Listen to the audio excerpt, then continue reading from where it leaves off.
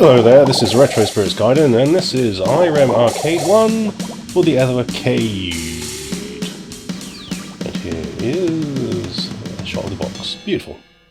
Right, what games have we got on here? We've got 10-yard fights. We've got Battle Chopper, which is Mr. Heli. We've got R-Type, lovely.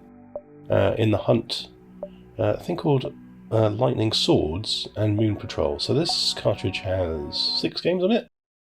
Was that 6? Did I count that right? Don't know. Let's have a look at R-Type. R-Type is the reason I bought this cartridge. And it's on here, and it's double hard. The dip switches don't seem to affect the difficulty, which is annoying. This is at normal difficulty. And the enemies shoot at you more than I'm used to. But, you know, it's still R-Type. We've got the little R9 ship here, with his little blue cockpit, spitting out his laser bolts and beams at genetic monstrosities in a beige and space environment. Beautiful. So the Evercade here is emulating this to an okay standard, I would say. I don't know how you feel about that, but you know, this cartridge was 20 quid. And for that, you get the arcade. You get the arcade version of R-Type to play.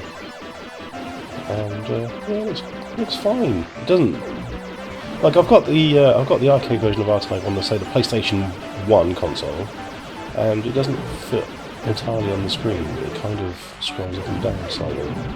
The PC Engine version does that as well because iREM used some weird resolution, I think. But on the Evercade, it just mashes it all onto one screen. Thank you, Evercade. As you can see, I'm using the scan lines here. So, yeah, let's play smoothly, and it's R-Type, so what can you say? One thing I would say is that the Evercade joypad, after using it for an extended period, isn't the best joypad in the world. I'll level with you. And a lot of joypads I've tried don't necessarily work with the Evercade. And I've got some nice arcade sticks, and they don't work. They don't work! Well, they work up to a point, and that point is trying to go left on any game. Like, none of the left directions work, which is irritating. But anyway, there's no iREM Arcade 2. I don't know what happened there.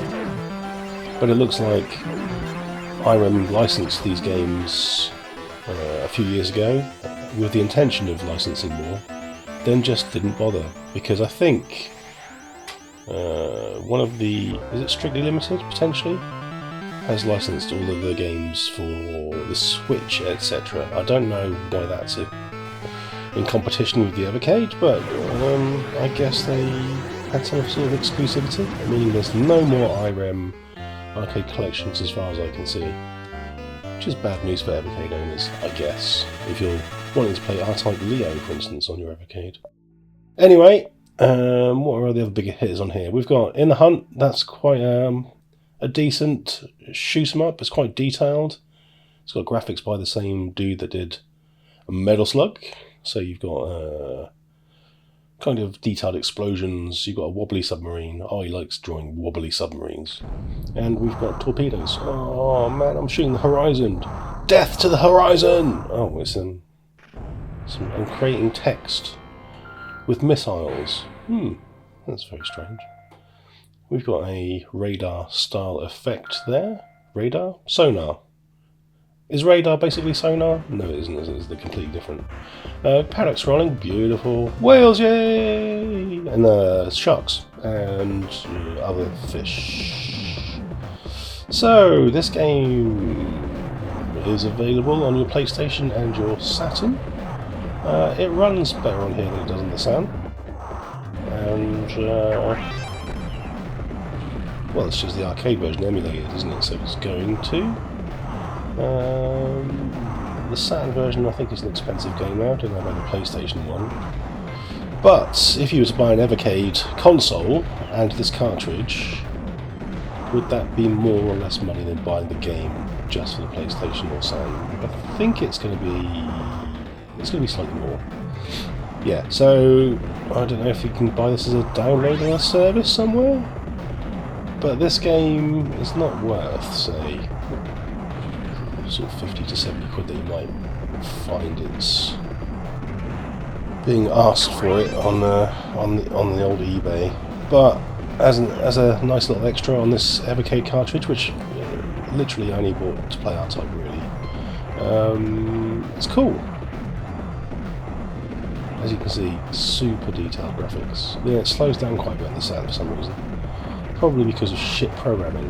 But there we go.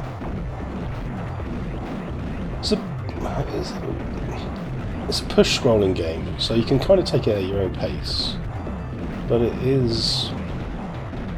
First level's okay. There's a level where only a small slither of the screen is covered in water. So obviously, being a submarine, you can't fly in the sky. Christ, no.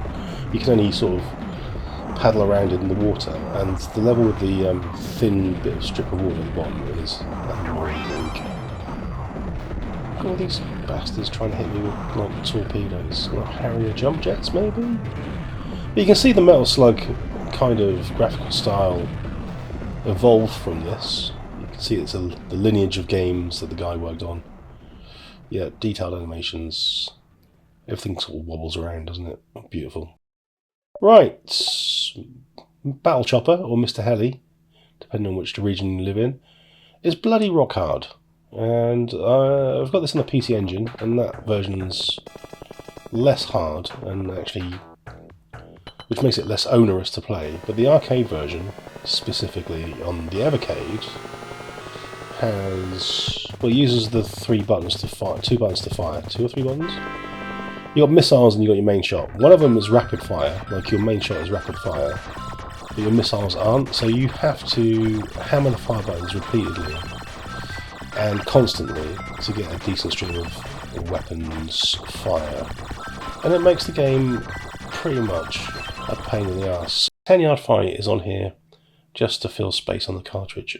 I don't understand American football. High school first half. I don't understand what I'm supposed to do in this game. I've got a phalanx of beefy dudes. They're gonna avoid touching any of the other beefy dudes, and one of them's gonna jump on my back. And now I've got some speech, and I can throw the ball to a dude. There we go. I get 1,000 points.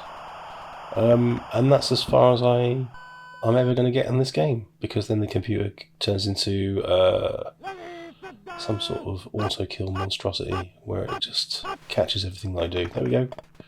There we go. See? Freaking stupid game. I don't understand American football. Don't want to play it. Lightning Swords is also on here. I wouldn't say this was a good game. I'll live with you. This game might be rare, or it might be unavailable in a lot of places, like online stores, etc. And there's a reason for that. It's not very good. It's a bit like a really poor version of Ninja Spirit. It's like Ninja Spirit crossed with R-Type. You've got a charge weapon for your sword. Uh-oh. Damn. Double sliced. Or quadruple sliced. It's a quadruple sliced lady there. Ooh. There's some speech. Yeah, the graphics are not nicely drawn, I would say. And, I mean, they're full of colour, but the style of them is... It's no shinobi, is it? There we go, got a charge shot there. You've got a row of orange spheres at the bottom of the screen. And when those orange spheres run down, that's your time limit up.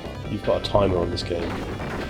But you can see how repetitive this is already. You walk left and right, slashing things with your sword, or charging your sword up to deliver some sort of lightning sword, I suppose. There you go.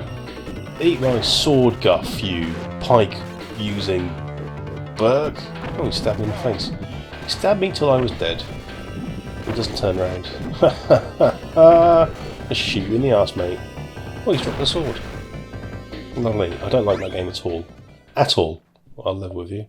Moon Patrol is an old game. I've got a feeling that Moon Patrol was the first game that had 3 layers of parallax scrolling in it, or maybe even parallax scrolling. Just parallax scrolling at all. And It looks kind of alright, doesn't it? I mean, it's a pretty old game. Your little car thing looks like it's got a weird nose on it. I suppose it's like a moon buggy. But you shoot the UFOs and you jump holes. You can shoot rocks. It's actually mildly diverting. If I was around in the arcade when this was first released, I probably would have played this quite a bit because I quite enjoyed playing it on this cartridge. Look at the wheels on the car, eh? It's like all physicsy and stuff. Yeah, it's pretty neat. It's simplistic, but it's neat. It's worth 5 or 10 minutes every time you boot up the cartridge, I would say. Yeah, I like it. I like this one. So on this collection, we've got R-Type, In the Hunt, and Moon Patrol. If you've got an auto-fire joystick, you've also got Battle Chopper, and that'll be fine with auto-fire. So the only duds really are the American football game and Lightning Swords, which is a shame. I've broken a record! No way! I am the man. Oh, we've got a moon colony in the background, made entirely out of nobular-shaped buildings. That's very phallic. Right, I'm off now. That's iREM Arcade 1. I think it's probably worth the money for the good games. 20 quid? Yeah. I mean, you could MAME all this stuff, couldn't you? Realistically, and that'd be free. But that's up to you. If you like physical stuff, it comes in a flimsy cartridge box. It's got an instruction manual. The cartridge is white. It looks like a bit like a children's toy. So, I mean, it is physical, but is it good looking? Not really. I don't know. Alright, anyway, you make your mind up.